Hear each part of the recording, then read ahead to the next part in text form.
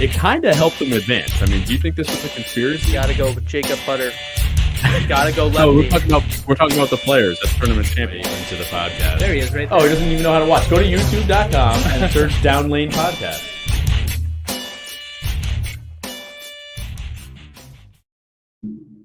Good evening and welcome to Down Lane Podcast. We are streaming live from the lab at Town and Country Lanes. I'm your host, Kyle Haines, and with me is the assistant to the host, Anthony Scaccia. I'd like to welcome you all to this podcast today. And we're going to get down to the nitty-gritty, dirty topic. Boom. Wow. I lost my train of thought. Good job. Thank you. Welcome, Austin. How you doing tonight? Doing well, Kyle. Good. Let's see. What do we got going on here? On tonight's episode, we are going to be talking a little bit about the PBA. There's some rumblings going on about the PTQ. Pizza wings. And we are going to be diving deep into that rabbit hole. We're going to try at least. Yeah. I didn't do my research, but Kyle made sure he did the research that I told him about. So yeah, we're going to talk about that. We're going to talk about the Shawnee Classic that's going on right now. And yeah, so we'll dive into that. And let's see, before we get into all that, don't forget to comment to us during the show. What's up, Michael Polkey? What's up, Pizza Wings? How we doing tonight? And don't forget to check out the Etsy shop. Oh boy, we got some new merch in the shop. For the last couple of weeks. Not for me. I left for a couple minutes. I need one. For the last couple of weeks, Anthony has been working on his designs for these shirts, which have not gone any farther. And he has not done anything. And then who are we? Was it Nick Harris? Yeah, we were talking to Nick Harris, and he helped stir up these ideas. Yeah. So check out I should have sent you the picture, but you can probably bring it up real quick, and we'll get the picture on there. Jesus, Jack the Pal's got it. On? But yeah, Anita's back. Anita with a question already. We'll get to it. Not a question. Oh, it is a question. So yeah, we'll Daryl, make sure you tune in. We just for a few minutes. We got the new shirts in the shop. It's all about the urethane. So you guys will like them. If Austin gets I'm here for the Thane Bang. And it's got multiple options too. You got a storm option. You got your hammer option. That's right. All right, so check out the Etsy shop, and don't forget to like, subscribe, click the bell to get alerts from the channel. Also email us at downlanepod@gmail.com. Austin, are So- we good to go? I'm getting the picture. Very good. And while he's doing that, Anthony, how was your week this week? This is a joke, right? What? Kyle's looking at all the mentions about him. The week was good. Monday, bowled like crap. Oh yeah, that's it right there. I'm here for the Thane bang. Nice. Way to go, Kyle. I don't know what woman would want to wear that, but Sweet shirt. it was pretty good. Monday was rough. Tuesday was all right. Wednesday bowled pretty good. On Sunday, Jan, Brett, and myself came in second to Kyle and Nick again. Three-peat for those guys. So Kyle, I did make you something that I think What? you'll enjoy. I did. Austin is working on it right now. Yeah, Are you guys I don't know where it serious? is. For you and Nick Harris, we made you something I want you to see and all the people to see. So when he gets it up, he can put it up. But yeah, so we ended up bowling. Daryl, thanks for running it. I was a good boy this year. Dale and Robbie. Daryl and Robbie. Yeah, Robbie. Yeah. And I was on like a 40-foot pattern. Urethane was in play, so I did a lot of For the lefties. did a lot of good stuff on the left with urethane, and we got to plus 60 out of the gate. Had a little bit of a struggle in there. The lanes transitioned on the high end to hooking a little bit more for Jan, and she had a little bit of issues kind of controlling that.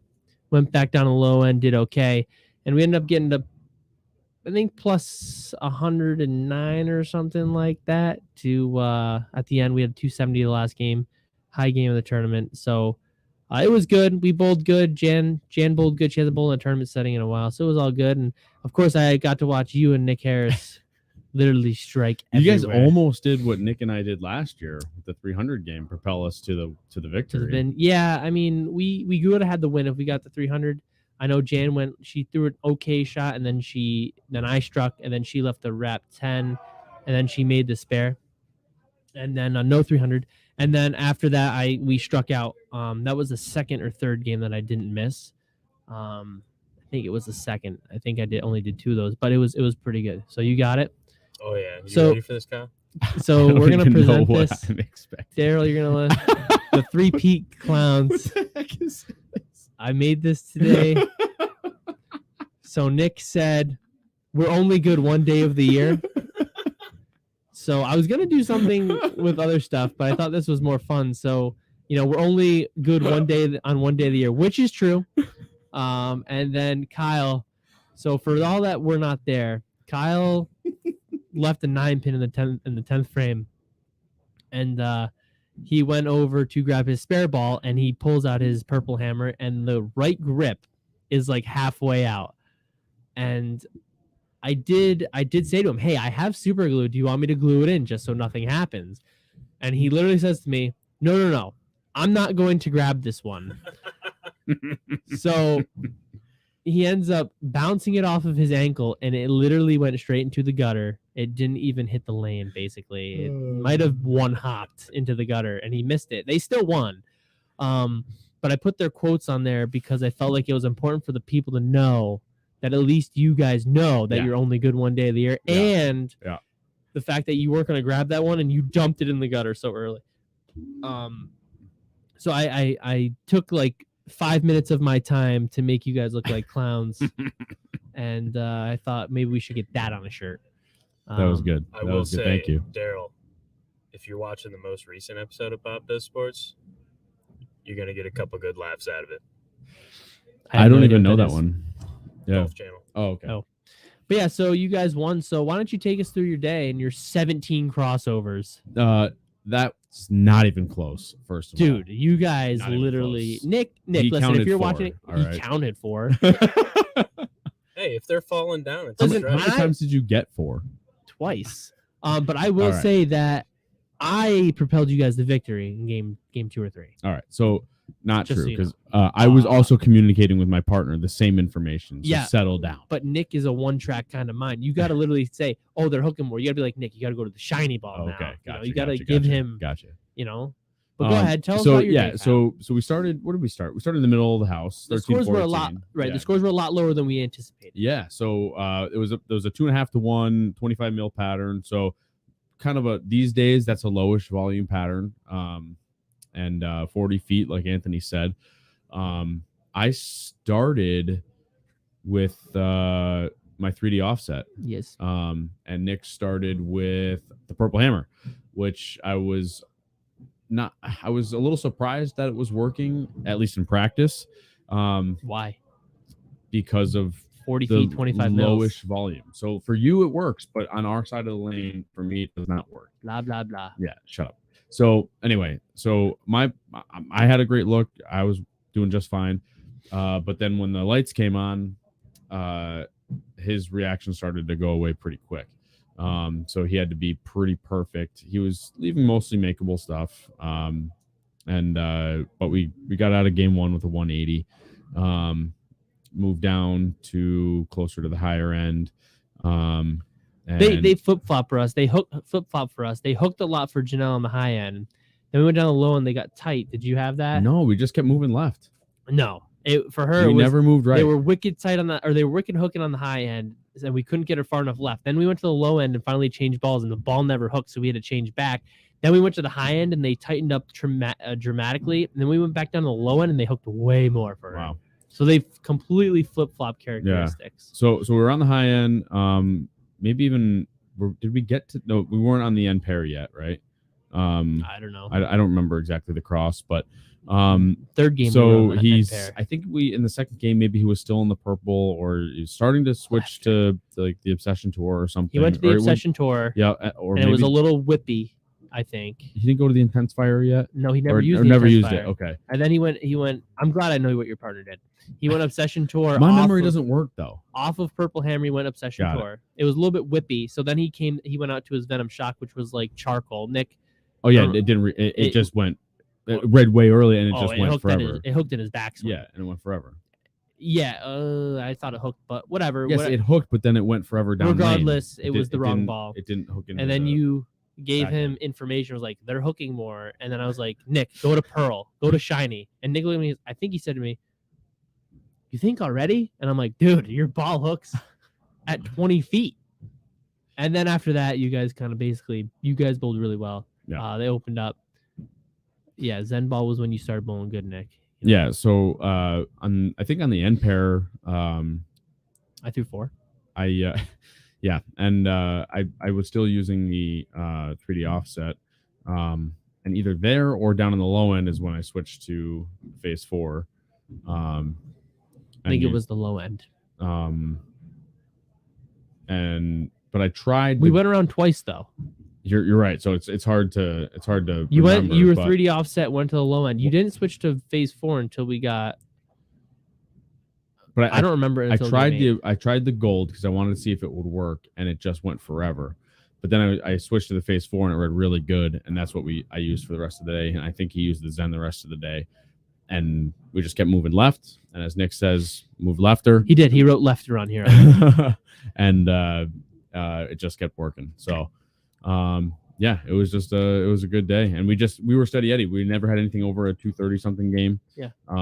Winner was 120 over, which was you guys, and we were second with like 109. Yeah, and everyone else kind of mellowed out or went down, and you guys had obviously like you said had the best game of the day.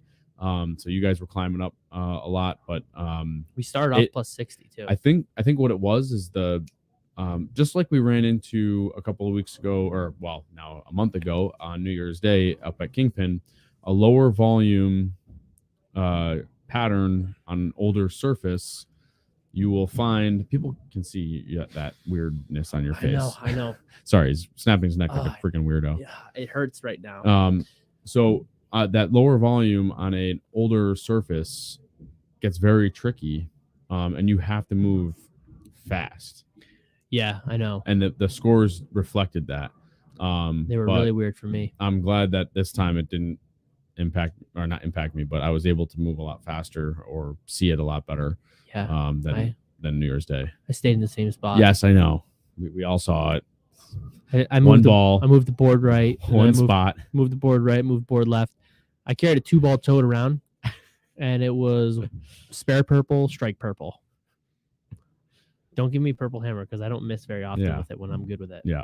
I don't. And I think I'm going to have it this weekend too. Yeah. Which makes me very, very excited. Good for you. Good for you. Purple Hammer. Yeah. Well, good job. Oh, before we move on, I do Great have job. a correction. He has to take back his words. A correction from last week. 2 items. One thing was Thomas Kauko. I said he was a righty. Then I you're said he like, was I think he's a lefty. Then I was like, yeah, I think you're right. He's a lefty. He's righty. He's a righty. I don't know how you let me how you let you convince me that he was a lefty. But he's a righty. Then what was the other thing? Oh, the lane conditions last week. I just want to make sure we're all on the same page. They were hard. No, on the PBA, no. Last week was PBA. We said it was Viper, but it wasn't Viper. The PTQ was Viper, and the tournament was Bear. Exactly. Yes. But this week, on the PBA, they actually made it so that because how they put this on their website, again, the PBA's great website, they actually show you on the main tournament page now both patterns. So it actually tells you the PTQ pattern and the main pattern. So it PTQ tells you. Is Bear? No, the PTQ is Chameleon on Chameleon, and the main field is Bear. So last week, you must have got that wrong. Last week was Viper. Viper, and then I thought it was Bear, but it was a wolf. Yes. Yeah, they're like the same animal. Furry animal. Both predators. I knew it was really short. Half the size of the other, but... I knew it was really short. Quarter, 10th. I knew it was short. 80 pounds versus 300. Yeah, they do. Well, make sure watch out pounds, in that tournament because me and Jen are gonna win. So speaking of this week's tournament, we're going Sunday again. No, I didn't mean this week. Our tournament. I meant this week. The PBs. The PBA. The PBAs. The rumblings that everyone's talking about on the interwebs. What's the rumblings? I don't know. You tell me. Oh, okay. So we're gonna do this. I don't know. I wasn't really aware of it until last night. I was chatting with a friend, and apparently there was grumblings. Rumblings. Or grumblings. You could call them grumblings. Some of the, I don't want to say lower players because I'm a lower player myself, but some of the journeymen, the guys who are in the PTQs, are a little bit upset about the format. Maybe I should say format. There's a lot of people talking about how they're going to all these centers with giant arenas, we'll say 40 lanes, 50 lanes, and the main field's only 60 people, and the PTQ they're taking like 3 people out of 50. I don't know if that's 12. right or not. 12. And why are we not increasing the main field? Because there are lanes available, and basically it's making it harder for the guys who are trying to break in or have an opportunity. It's giving them a hard time breaking in or getting an opportunity to get out there. So taking out the U.S. Open, which is a USBC event, and the Masters, which is a USBC event. Those are both 100+ fields. Right. The national stops. Yeah, of the PBA actual PBA stops. Like 66 players or 64 players.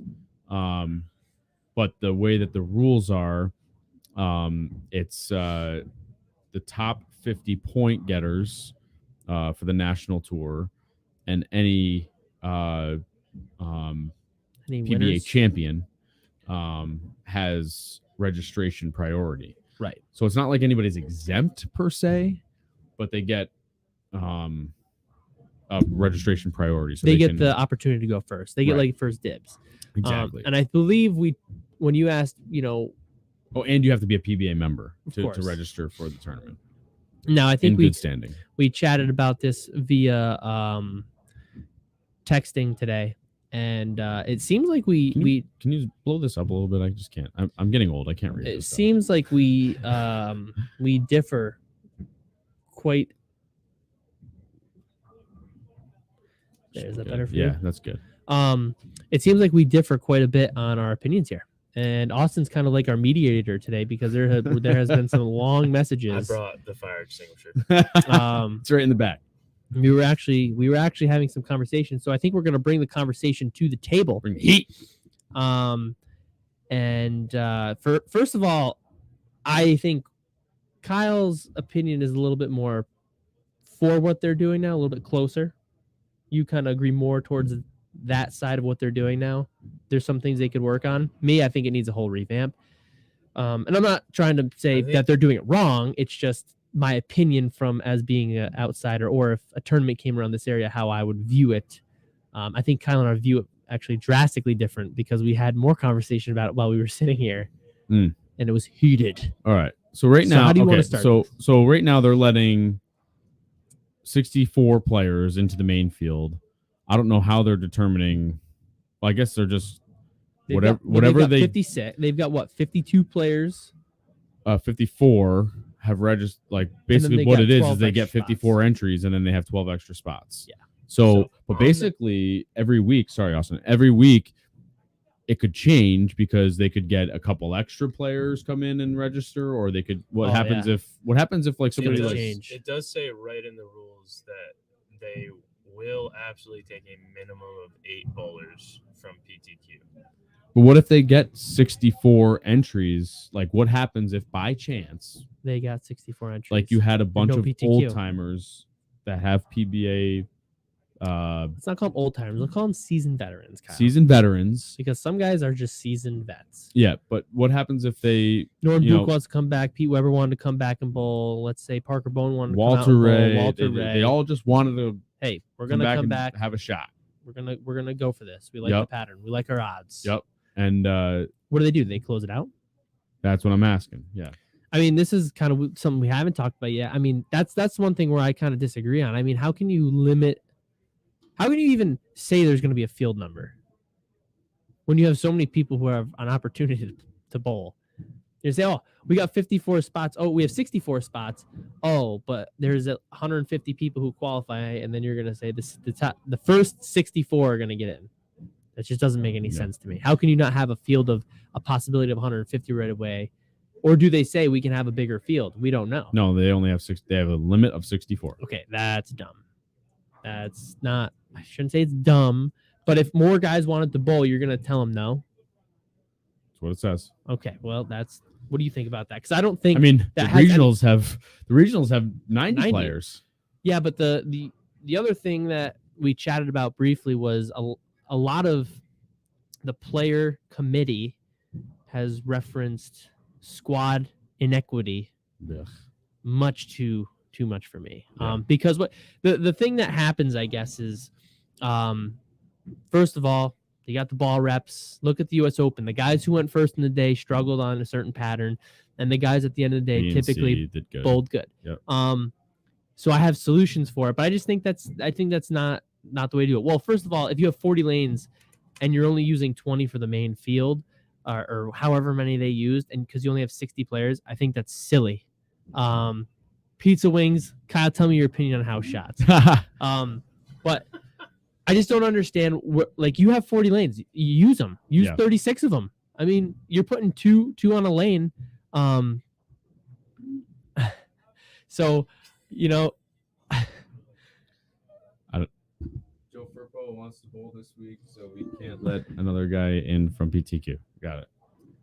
It's a joke. Oh, yeah. Well, that's what it is. Statement. Yeah. But I'm just saying, I don't understand how I'm not smart enough to get jokes anyways, because my brain's going a mile a minute or a mile an hour. I mean, a mile an hour. And, if you got 36 lanes to use in a 40-lane center, I don't understand why we can't use more lanes. First of all, that's not smart. You're not using the correct amount of space. Now, if you can only get 64 or 52 players to bowl, why not have the other guys in it?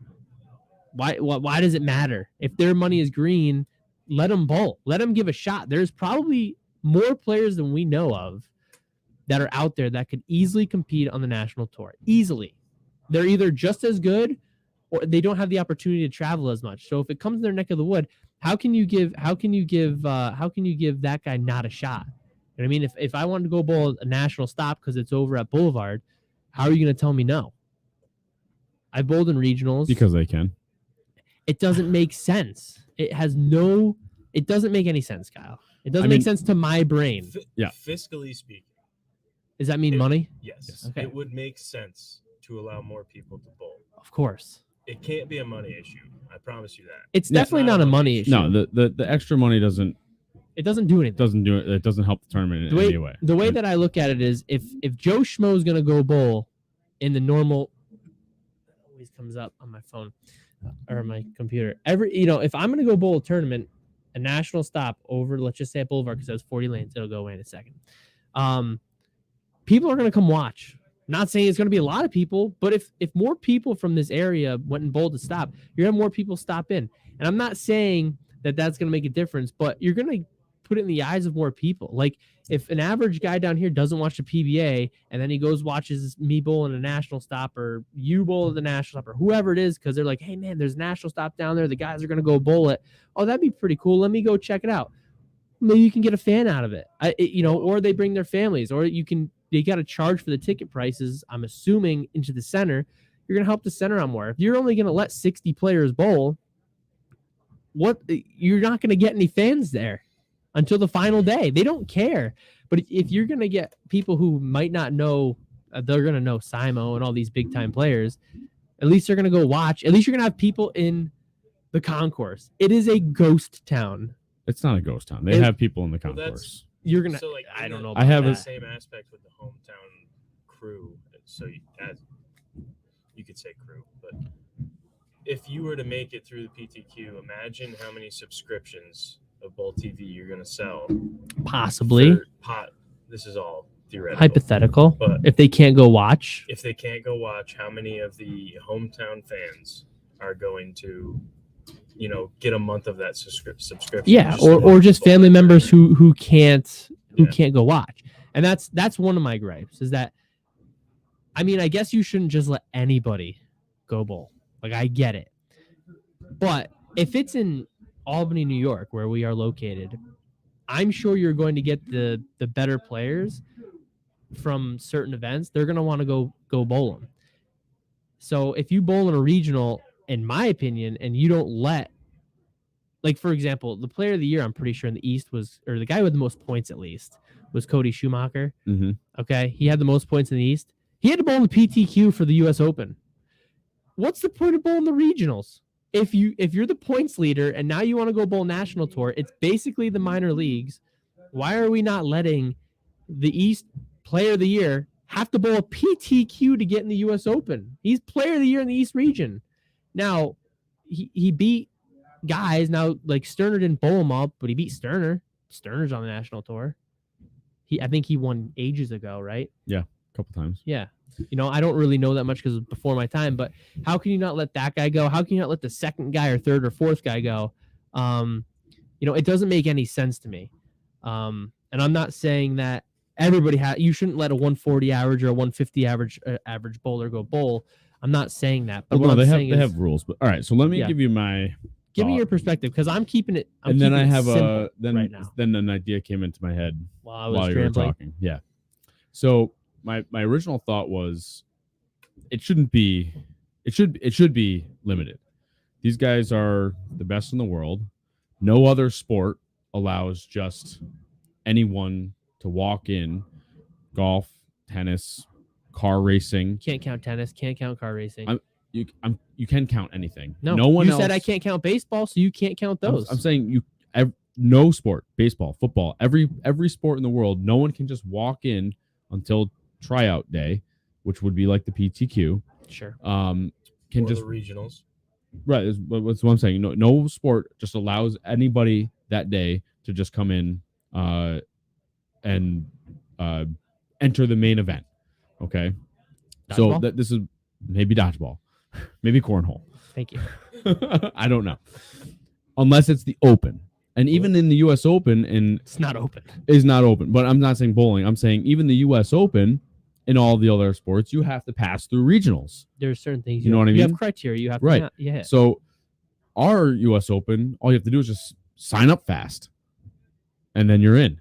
And have you have to go through PTQ to make the U.S. Open. Well, yeah. Oh, right. Yes, but you still have to sign up fast to get into the PTQ.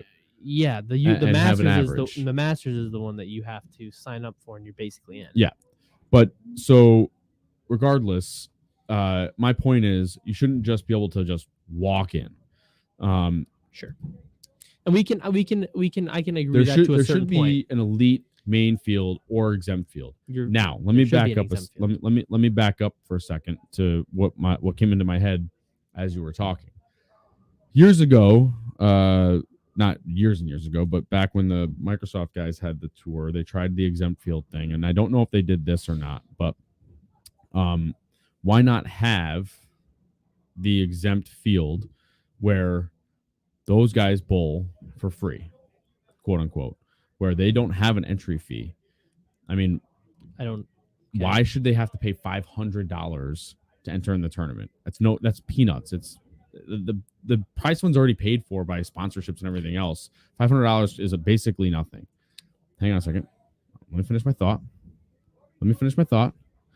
Then, if you want these guys to bowl or enter into the main field or have a chance, then either through a PTQ or if you want them all to just have a chance into the main field, then those guys have to pay, instead of $250, all of them that want to come in that week will pay $500 or $1,000 to bowl with the pros, the real guys.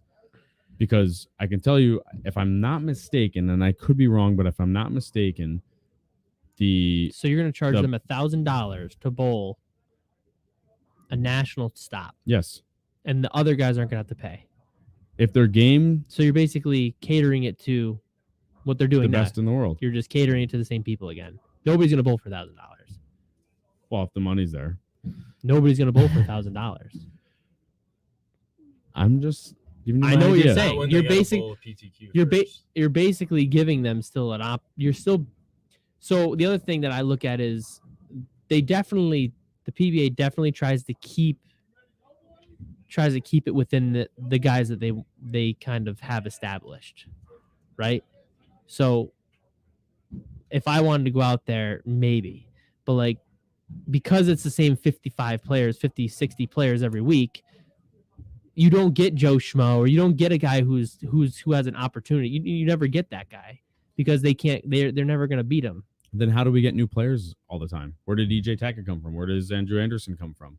They come from somewhere. Dude, name another player that's seriously been new. Anthony Simonson. Who's a new player? No, but who's a new player this year? Name one. Thomas Kauko. Okay.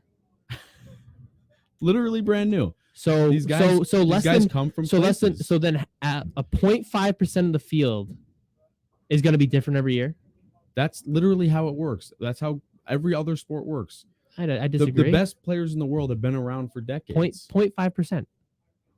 0.5%. You're not even out of 100 guys. You're basically going to get a half a player. And you're going to get one new player a year. You're never going to give anybody else a shot. So the guys who make it, it's basically like politics. It's not where the same not that you're old not giving people them a are shot. there. They're getting the shot. It's just that you have to be good enough to give your shot. Okay, I don't follow. Point, I think, like, especially through the regional tournaments, you have to be able to move up. To credit the people who are actually bowling well throughout the regional tournaments. Like, yeah, I don't disagree with that. Like I think every region, the top 5 out of the year for the regional should be on the exempt tour. And that's not I'm okay with that. That's not a bad idea, because the regional should have like their top 4 point getters. As long as they bowled, let's say like 85% or 90% of the tournaments, they're also exempt. Your top 50 national and your 4 from each region. Think of is every other sport has that. The come up. They have to have a come up. Yeah. And the top guys always make it to the exempt. When you're in the regionals, you have to go and you actually have to bowl the PTQ. And I don't disagree with you at all. I completely agree. The guys that have been bowling week in, week out, like you said, Cody. Can I finish a sentence? Dude, my brain's going a mile an hour. When he is bowling week in, week out, and he's getting his points, why are they worthless? Why is it that they're literally because they're not using points? They're not using PBA points. They're using. That's right. Anderson did come from the Masters from Syracuse. I'm pretty sure in 2018 he had that unbelievable run. He didn't have his card. But you still have to, according to the rules, you have to be a PBA member in good standing and have a title for the national tour. Because but he could have just bought it after the Masters. Yes, exactly. Once you have your title, you must buy a card. And that goes to my next point. Right. So hang on, but what professional level? I'm just gonna jump in. What professional level lets you buy a professional card? Are you kidding me? Makes you buy a professional card? I'm gonna be in the MLB. I'm going to pay my membership fee. Thank you. And now I can go play in them. That doesn't make any sense to me. Why is there no, oh, this guy's good enough. Oh, he's the PBA regional is where it should start. And then as you start to get better, they should be like, oh, you're legit. You can buy your card. Yeah, like you're legit.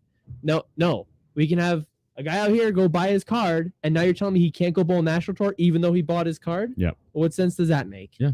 That kind of fires me up right now, as that's the thing I just thought about. So if you're a member of the PBA, they can't tell you no. They can't. That's not right. Well, you used to have to You used to have to apply. If I used to have somebody- believe I'm right, you used to actually have to apply. Yes. And you used to and have be accepted. Yes, you used to have to go to PBA school. Yep. You used to have to do the whole work. It used to be a real thing. Yeah, like now it it's was just you legit. send them. Now you send them your $500 or average whatever 200. it is. I average Yeah. 200 Yeah. on this. So Hang on, pizza wings. I average 200 on this bumper bowling garbage. Jesus. and you get your PBA card. Yes, just 200. Yeah, it is 200. I'm just saying, like, what other professional like level does that where you can just buy it and you're in? Yeah. So at that point, if I'm a member, how can you tell me no? That's my next thing. How can you tell me no? Right. I just signed up and now you're saying I have limitations, and now I'm gonna bowl in the PTQ. No, I'm a member. I should be able to bowl with Bill O'Neill and Stu Williams and all those guys right away. To bowl in that PTQ, by the way. Yeah. Well, yeah, you spend a lot of money and then you don't win anything either. If you win, like, I don't understand. Shouldn't that be a separate tournament as well? Like, there should be. It's a sweeper. So technically, in my idea, if you're gonna make it, it should at least pay for my entry fee. It did half of it. So No, it didn't. You owe $250. I'm sorry. Yeah, Never you mind. owe money after You owe get money. done. Why isn't that That's right. PTQ money being used for those 8 guys to go bowl for free? So they actually have an opportunity. Then they're giving an actual shot. Yeah. And I'm not. I just think I think the system's broken. For people trying to actually make it. I don't know if I think it's faulted. I think it's broken. I like to bowl at PBA events, and I'm just going to give you my honest opinion. I mean, I'm not looking to go bowl professionally. Like, I like to bowl the events, and I think they're awesome, and I think they're a very good experience for people, and people should bowl them more often. But how can you make, like I said, how can you make somebody buy a card and then say you can't bowl this or you have to bowl in a PT? No, I'm a member, dude. If you want me to bowl a PTQ, make non-members bowl PTQs. Because then you're gonna let them be exposed to it, and they're gonna get an opportunity. And if they like it, then they'll buy their card, right? So then they're giving more exposure. Plus, if you don't have as many players, they have 60 players. Look at fishing. Fishing has like 200 boats, and they're like $1,200 to go fish those. Regardless of what you think, fishing is not a sport, it's different. Fishing doesn't have as much space requirement or space not requirement space. Absolutely agreed upon. But at the same time, why restriction? Now we're getting into the fiscal aspect of it. Why is fishing first place at $100,000 to win? Well, they got 200 boats, one. But let me ask you a question. You said it, and I said it in the text today. What event would you rather sponsor? The 64-man tournament, a scratch tournament where I got 40 teams of 2, or would you rather sponsor the Baker's Doubles where I get 275 teams and I'm getting a bunch of people to walk in and out of here for that? Yeah, you want it. Yeah, but if you want to get sponsors and grow, here's my answer to that though, and we talked about it today. More players is going to give you more looks. No, exactly. 100%. So the difference between me sponsoring Baker's Doubles here, where there's 274 teams, sure, is I'm trying to get eyes from the bowlers. Right. When Bass Pro Shops sponsors fishing with 200 boats, that's to get the fishermen and the TV guys. To go to Bass Pro Shop. When FedEx sponsors golf, it's not to get the 200 golfers that are in the tournament. It's to get the 4 million viewers. That's my point, that gets the TV. If you're getting more people involved in watching it and having banners up, regardless if it's on TV or not, if you have more people bowl it who are local or are closer, you will more than likely bring more people to the center. You'll have more eyes on that, which then you can put your banners up there, and it might increase viewership on the show, because if they can't buy tickets, they're going to want to watch Joe Schmo bowl against Tom, the Rebel or whatever the frig his name is, Tom Doherty, in the finals, because they can't get tickets. So now FedEx is on bowling, and now there's 1.5 million instead of 1.0. So now look, hey, we got another here. So let me give you more money. Or maybe they do one event. Maybe the bowling ball companies, which they already sponsor enough, but I'm just saying, Maybe Jopo has their own thing or Vice has their own thing. I mean, you don't really see those grip companies out there, No. but maybe they sponsor an event, or you get somebody else. You're not looking local at this point. You're looking for national because it's the national tour. But if you can bring in the local people from that area and you have a national business up there and they're sponsoring bowling and you have their buddies bowling, hey, maybe I will give CVS a shot instead of bring my prescription somewhere else to Walgreens. But I'm just saying, how can you're limiting the field, you're hindering your ability to get sponsors, in my opinion, because there's less eyes on it. Like, these guys don't watch, but some of them don't watch, but if their buddy goes bowls who's halfway decent, then he might actually get interested. So you're losing interest, in my opinion. You're losing better players who don't get the opportunity. You're losing sponsor money, and the system is just kind of like, what's the regional for? Why do you even have regionals then? What's the point? You can't come up from anything. It's not the local guys that are going to draw eyes. Of course, the national guys. It's storylines and it's entertainment that get people to watch. Sure. Anything. So what storyline is it? That's why Tiger Woods grew golf. When Tiger Woods is out of golf goes down. Except when waste management is apparently a thing. I have no idea what's going on in golf, but the 16th hole or whatever it is with the waste management tournament, that was apparently a thing. Well, I don't know what it was. Yeah, it was all over the internet. Anyway, so the point is they need more entertainment and they need more eyes during the tournament, not just, as we've talked about a million times. What about the underdog? The guy who's not supposed to win, but he's make it there. Yeah, but that's a story. But you're never going to see it. You're never going to see it because it's trying not to see on it now. television. Well, they're trying to show it more now. On the internet to just bowlers. It's not on national television. Well, you got to start somewhere. You got to do something different. If you're just gonna get the same people over and over. You're gonna get the same result until you try something different. And it's been the same way for like 15 years now, right? Exactly. And that's nothing's different. They're not trying anything different. And that's what I'm saying. You're not giving. I guess it's just, in my opinion, more of the same. It's broken. And the other thing that they talked about when we talked earlier was squad inequity, like A squad, B squad. All right, I get it.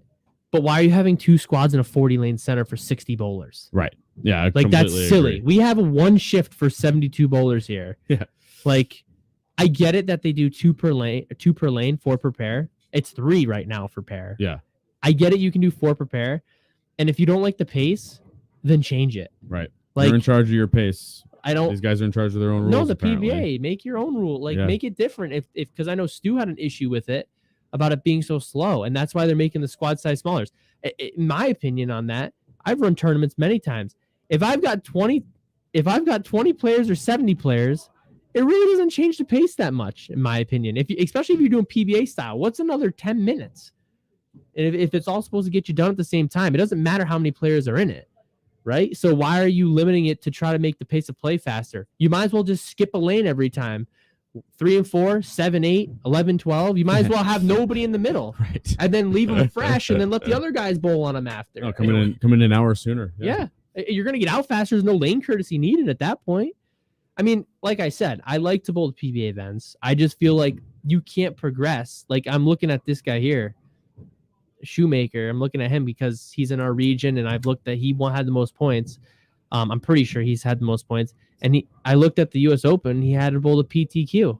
It just doesn't make sense. I think the best answer would be Austin's answer is the point getters need an opportunity to make the main field. And that's what I'm saying. If you the top point getters. Yeah. What about regional winners? Definitely be regional RPI.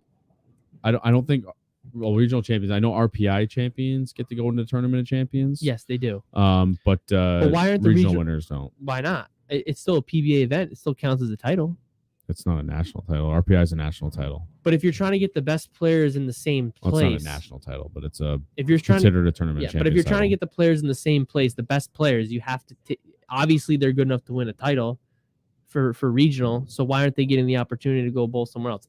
No, that's they pretty much just don't incentivize bowling a whole season of regionals. and let's be they don't. I don't. That's a good point. They don't really have to, I guess. But well, and also, how can you incentivize it when you're not making any money either? It's there's a little bit out there if you're winning every week. If you're doing, you literally have to win to make the money. Like you're traveling for 3 days a week. Depends if you have friends where you're staying. But if your incentive is to finish in the top of points to get an exemption for the national tour, it's going to make makes a lot of sense. Yeah. And let's be honest, how many people who are going to be in the top 4 of points are all? I think there's 5 regions. Are all 20 players going to go to every event? Probably not. No. So then why does it matter if you give them an exempt? I think there has to be an exemption. The top 50 players, sure. Then you got to probably take. If you want to make it better, you got to take some international guys and give them an exemption where they don't have to bowl PTQs, however you want to do that. And then you got to give the regional players, because that's your minor league system. That's how people come up through it. You can't take these people and say, sorry, we only have 60 spots because we're in a 40-lane center and we're worried about pace of play. Yeah, I know you're promoting our regionals, but what? That doesn't make well. What about golf too? And if you want to talk about inequity, or I hate to compare it to other sports, but if Tiger tees off early because he's in the lead, of course he gets the best conditions. There's no divots. There's no holes in the green. The weather's. I mean, look at the weather some days. There's no. Are you kidding me? There's no holes in the green where like the ball hits the green and makes an indent where the ball could take a weird bounce. So all the guys who are later, boxes are clean. Yeah, that's what I'm saying. So I mean, I know you're worried about that, but if you are worried about that, then you have to say, okay, ball reps either got to go away. Yep. Because you have to be either good enough to make decisions on your own. Ball reps are good for practice and are good for ball drilling. And you take out the unlimited field of bowling balls and say, guys, listen, 9 is your limit. Because and people are gonna say, oh well, they only use 1, 2, or 3, or 4. Okay, but you have this plethora of 20 bowling balls that you can just go draw from. Stop taking away 6 or 8 lanes for a paddock. Yeah, and use those, and then say you have 8 balls, make your decision wisely, and after the squad's over, then you can flip-flop your card around. I'm not saying you have to use the same ones, but you're like, here's my game plan. I'm going to go with these 8, and then my spare ball. Then say it didn't work out the best, you're sitting okay, and you're like, I think I can make some changes to make it better, and then you can flip-flop some balls out and have 9. Okay, make it 12. Yeah. It doesn't matter. You can do 12 by 3, 2 3-ball, or 4 3-ball rollers stacked up straight up like that. And it doesn't seem that difficult. I don't know. That's just my opinion on it. And I guess it's been a gripe of people. And I think there does have to be a change. I do think the system is broken, and I think it caters to the guys who are out there or who got the opportunity to get out there much faster, or maybe had a lucky day and got something going for them. Or they have the money or the sponsors to back them. I think a lot of people out there do. I mean, how else would you be spending $250 a week? But let me ask you a question. How do you break in now? You can't break in now because you have to bowl PTQ and you don't make every national field. How do you get in the top 50? You can't. You have to make every PTQ and cash every week. That's what I'm saying. And then you're just making $500. It's the same player every week, and it's like politics where the old guys are there forever, and now it's the PBA guys. They're all there forever. You know what I mean? They just kind of sit there and they can kind of reap the rewards of guys who can't come in. They can kind of keep them. You can kind of keep them pushed away to the side. This is why we need your dad. He never wants to come in here, but we need your dad to tell us what it was like in the old days. Well, I asked him before we came on. It was 128 people, and they not just the numbers, but when you made a rabbit squad. Yeah. Did you get any benefits for the future weeks? Oh yeah, they used to. If you made the rabbit squad, you were in for the next tournament, and then you didn't have to bowl the next PTQ. That's what he said at one point. That's how it was. I don't know if you won it or if you just made the PTQ or the rabbit squad, you were in that main field. Right now, there is no those guys out there bowling the PTQ, grinding against the same guys every week to try to crack $250, $500 every week. They're trying to jump into it, Hopefully cash the next round. Yeah, I mean, I think if there was a national event around here, this is just my opinion. It is what it is. People don't have to agree with me. If there's a national event around here, I definitely should be allowed to bowl. That's just my opinion. They shouldn't say to me, you're a PBA card member, but you don't have a national title. You got to go bowl the PTQ first. Why? What's the point of being a PBA member? Yeah, because I can go bowl regionals. I mean, that's okay. But if you're a member, you're a member. Everybody should have the same rules as a member. But to be fair, of course they're better than I am. No, I'm not saying saying they're that. I'm not saying that. I'm just saying one of our buddies here is a PGA professional. Yeah. And he's not a national touring professional. Sure. He does not have the right to just walk into a national tour stop and say, "Let me bowl." Can you or buy? let me Can you? Pardon me. Let me bowl down the green. Can you buy? Can you buy your PGA card? I honestly have no idea. That's the difference. So I'll look it up because we have some You time. can ask Bill in a little while. Yeah, and while you're doing that, don't forget to like, subscribe, click the bell to get alerts from the channel. You can email us at downlanepod@gmail.com and go to the Etsy shop and check out those sweet new shirts to pick your Thang Bang shirt. And you got the purple on there. You got the black fast pitch on there, or First of pitch all, black, whatever it's called. I also have a good shirt that I need to design. All right. Don't sneak it out yet. You have to be an affiliate. You have to begin in the affiliate program to eventually become a PGA associate and work toward a PGA membership. There's different levels and such. Yeah. So then if you're gonna do that, then He's been playing, working really hard to he's been doing really achieve. well too, Yeah. and he is on a few national stops. He won some spots into. Yep. But see, that's the other thing too. So- Why can't we make it like that where there's different levels? I agree. know. But you have to make it so that But you also have to go to the program. You can't just Yeah. buy it. You got to go through a program. You have to go through the golf management program and the golf management university program. There's two primary ways. The golf management program or the golf management university program. Don't know the differences, So- but it's not just buy your card and go. Since we're talking about a lot of PTQs, I did happen to clip out the Springfield Classic PTQ results. Yeah, that's from last week. Yeah, that's what Springfield. Yeah. But what I wanted to get at is look at all these scores. Yeah. They're right up there with the exempt field. I mean, Oh, yeah. it's under, but But It's a we different this is pattern what- though, I too, mean, right? These Yeah. guys are traveling with the PBA, bowling in the PTQs. Well, all those guys bowled in the These U.S. guys Open. These guys should. What I'm getting at is a lot of these guys will bowl in every single PTQ. Yeah. Stop. They're journeymen. But Why the other aren't- thing is why aren't they? they're all they were in the US Open too. It's the same guys. Which is okay. At least they're different than the But- guys who are on every week. But like we talked about last What week, I'm getting at is if these guys are going to travel around and bowl in every PTQ, and they're this good, they're going to take the spots.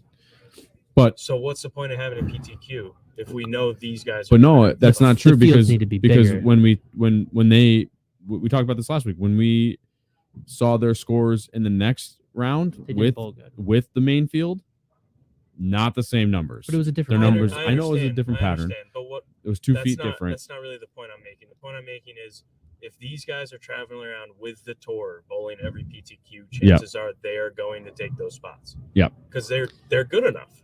I But- think, yeah. So you're right. you either need to take more from the PTQ because right now, if I went to bowl in one of those PTQs, I'm not beating Anthony Newer.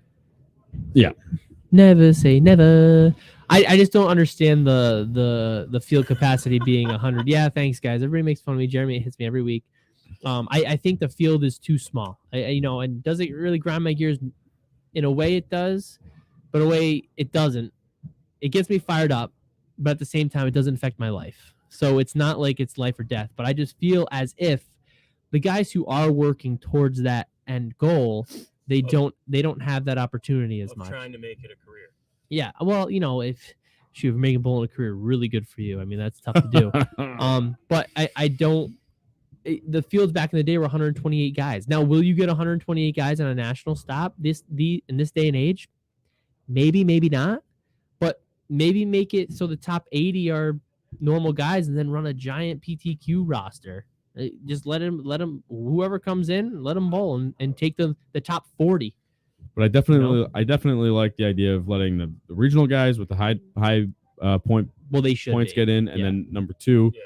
letting the guys from the PTQ squad that made it in the 1 week get their in shot next next week. week. Yeah, All I mean, right. if they're bowling the PTQ every week, Yeah, especially that. like they should get something out of. Hey, Yeah. you did great. You know what I mean? Right. You're Like, in. You're gonna Give yourself a you're gonna make chance. me bowl the PTQ again. Yeah, you All give right. yourself a chance to win without having to bowl the PTQ Right. to worry if you're even gonna be there. You know what I mean? So, I don't know. all right. So another topic, real quick.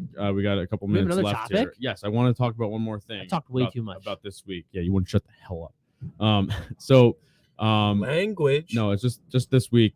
I want to talk about scoring pace, which seems I agree. a little high. And I know that I'm not good. Okay, Neither am I. does it seem that averaging 240, which is in the lead, and 215 is down in 12th? This was Springfield, by the way. This 250 is that's last week's PTQ, and then you just brought up this week's numbers, right? That's the live score from this. The one you just had was Stu's live gotta score be from first, this week, right? right? Yeah, so Stu- PBA didn't actually give me the results from Springfield because it's weird. But this week they're averaging 240, or not they. Stu is averaging 240. He's like plus 660. Something stupid. Yeah. Good for him. I'm just wondering, like, Switch to 15 pounds, Stu? I'm just wondering, is it time that and I know you had said, like, yeah, the PBA does their patterns every year, but is it time that maybe the PBA needs to maybe make their patterns Think a little differently different? about it. Yeah. Does it make it actually better that the pros are shooting those high numbers, or is it more like, I think it's more exciting, me personally, I don't know what everybody else out there thinks, When it's a barn burner. when it does, I don't think it doesn't have to be that they're shooting low numbers, but when we watched the U.S. Like barn Open burner and those as in guys were close. shooting 200 or 210, 220, and they were right there neck and neck, that was freaking exciting. I think it was exciting for you. I don't think it was exciting for the players out there. Well, okay, that's not really what I'm talking about. Well, this is the way I look at it. What we're talking about here is you're talking about lane. You think the lane conditions are a little too easy for the pros. Yeah, but here's what I'm talking about. We were talking about viewership a few minutes ago. Yep. And I think what's more important for the sport is that people need to see the excitement, right? And if you want to grow the sport, you need to you can't have a guy blow out somebody 250 to 220, or like you said, 275 to 250. Well, it's That's like not the- exciting. This isn't the Imagine- NFL. They're not imagine- scripted. Imagine everyone. I know, but Both guys hitting the pocket every shot, and the only reason one of them wins is because he carried 110 pin. right. I mean, Yes, it's don't know. unfortunate that's how it rolls, but like that's not exciting to me. I guess we differ on this as well, because I don't think you can do much more. I think for the guys who are out there, I think the PBA wouldn't be around if it was U.S. Open every week, or every time they went out and bowled. I don't think they would bowl, because at that point it becomes mentally draining every time, even further, as well as they're just going to be like, the scoring pace is just it's too hard to it has keep to be up. 1-to-1 every week, but I mean, they If use we 2.5 could to get the 1. scoring yeah, but pace you know down the to difference from front to 220. back. I mean, it depends on a pattern. You can make a pattern flip harder in the back Like, at just- 3-to-1 Just or going 2 to down to 1. 220 compared to 240 is 240 is hit or pretty two high. Hits, you know. 240 Yeah. 240 is high. I get it. Do you think that the scoring pace is too high because the format isn't long enough? That could be part of it. Because But then- here's the other but thing. Then you're definitely going to see burnout. But think about this: you got 30 guys on a squad, and you're bowling 6 games. Okay, well, let's add another 40 guys in the squad, and let's bowl 8 to 10 games. I'm sure you'll see the scores go down. Right. You know, and then they're Yeah. going to have to look at, it's going to make a difference with a different amount of players in there and different type of players, because when you go to the regional, here we go. I know the inside joke. When we bowled at Kingpin and I bowled with Bill, I asked him, what's the big difference? Here we go. It's not an inside joke. Hey, Austin. Do you know he crossed with him? There we go. When we bowled, that was one thing. I think we've talked about it. That's one thing I asked. What's the difference between the regional tour and the PBA and the national tour? He said the moves are different. I actually have to go right because the rev rate's not as high. Now imagine you get more of the average Joes in it. It's gonna have those players are gonna have to be that much better. It's funny you brought that up. You know? because Brad and Kyle's video they put out today, I did Brad not watch. mentioned that the first squad, because of the way they're selecting squads, was a lot lower rev rate, so it stayed tight. Okay, and the higher rev rate hooked. And his squad hooked They a lot blew more open. because there was higher rev rate Yeah. in the squad. Yeah, and that's what I mean. I mean, imagine if you get, I'm not saying get to 128 people. just saying, let's imagine that the field is 100 people. I don't care about the rules. Yeah. I don't care about the rules. Let's just say Yeah. 100 people make it easy. Yeah. And then you're going to bowl 8 to 10 games of qualifying with 100 people.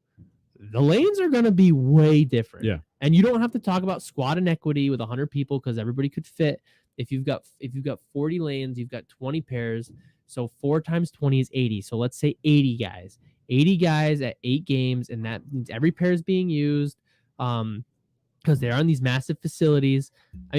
With guys with different rev rates and different people, you're not going to see the same thing. I'm sure that the transition, I'm not going to say it's predictable, but if you're bowling with all these high rev players, like Austin said, you're like, oh, you look around, you look at the field, and you're like, okay, rev rate's high today. We're moving There's 30 left of us. today, boys. We're just going to swing left and freaking loft the gutter. But Yeah. if you've got me and Kyle, and you've got freaking Austin over here, who, Yep. I mean, our rev rates are fairly high, but if you've got some guys who with lower rev rates, you don't know how they're going to play them. You don't know what's going to happen. You could catch a pair that has been completely squirrely. It's going to change. It's going to change completely. Mhm. And Kyle, you talk about entertainment and storyline. With more players, you get an opportunity for a better storyline because you might get somebody else. And for entertainment, shoot, if the lanes get squirrely and they start shooting low numbers like you want, you're going to be happy. But for the guys who are looking for entertainment, a storyline, if a guy who puts it up the lane, he doesn't throw it bad, but he can keep it in play, and there's massive Talking transition. about me?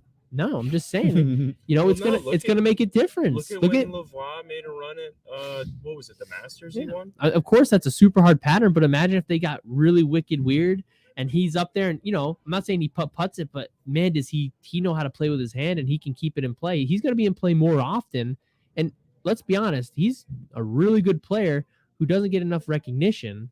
I don't think. And I think it's because he's one of the lower power players on tour. The other guys can overpower the lane where he's stuck. He's lower power and he's quiet. Yeah. He gets stuck. If you had guys who have lower rev rate, it might help him because he's going to be able to keep it closer. While the big rev rate guys might not be able to jump left with all the other guys and just wheel it to the gutter.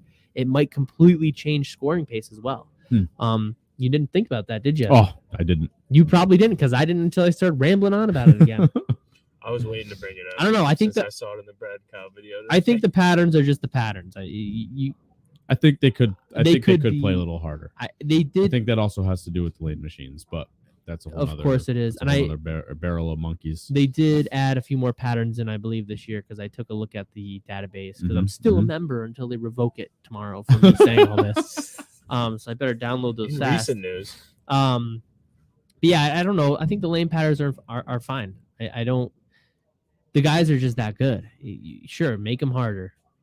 They got ball reps. I'm sure they'll figure it out and average 230 anyways, because when they break down, they're going to knock them dead anyways. So there's not much you can do with players that are that good. I know. You said what was your rebuttal going to be? I'm saying they're that good. Are you going to give me a rebuttal? There's no rebuttal on that? Are you saying that I'm right? I'm saying that they're that good. The scores will go down. They're not going to average 240 if the lanes are harder. I'm just saying. Are you saying that I'm right and that the lane conditions are what they should be? Because you brought it up. No, the lanes are not what they should be. They should be harder. They should be oiled reverse. 150. This is fun. I like to get fired up every once in a while and get serious me in here. You know what I mean? Yeah. Next week, I think you took it out of me for the next year. So maybe around this time next year, I'll get this fired up. All right, guys. Well, it is time for us to go bowling. Don't forget to like, subscribe, click the bell to get alerts from the channel. Don't forget you can catch us on Facebook, Instagram, and Twitter, and you can email us at downlanepod@gmail.com. Check out the Etsy shop and look at those new shirts for the Thane Bang if you are a big urethane player. Also, watch us on Instagram and YouTube while we head to the Masters next month. Ooh, you think they're going to kick us out? A few freaking weeks. That's USBC, not PBA. I don't know. We talked some smack. Never say never. Am I right, huh? Justin Bieber said it. So if you can't watch on YouTube, don't forget you can always download and listen on your favorite podcast outlet. And while you're doing that, please give us a 5-star review. And thank you, Austin VanBuren. Awesome show tonight. Boom. Anthony. Sorry, I talked way too much. Well-rounded show tonight. Well done. Good job. Thank you to my family. Thank you to Jack Scaccia, proprietor of Town & Country Lanes First. Thanks, Dad. Thank you to my family, Stephanie, Zach, and Ethan. And Jam Bread. We will see you guys next week. This is Down Lane Podcast.